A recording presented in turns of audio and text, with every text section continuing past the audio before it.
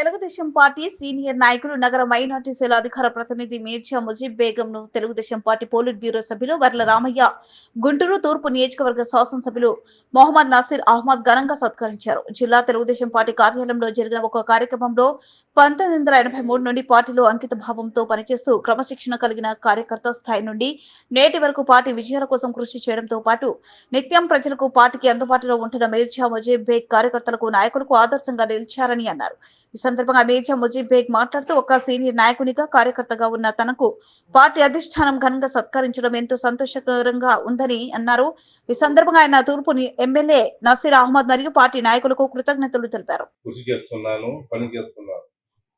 అందుకని నిన్న మన వర్ల రామయ్య గారు పార్టీ ఆఫీస్కి, జిల్లా పార్టీ ఆఫీస్కి వచ్చి సత్కారం చేశారు.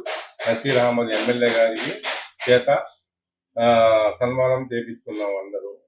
వాళ్ళందరికీ మా హృదయపూర్వకంగా కృతజ్ఞతలు.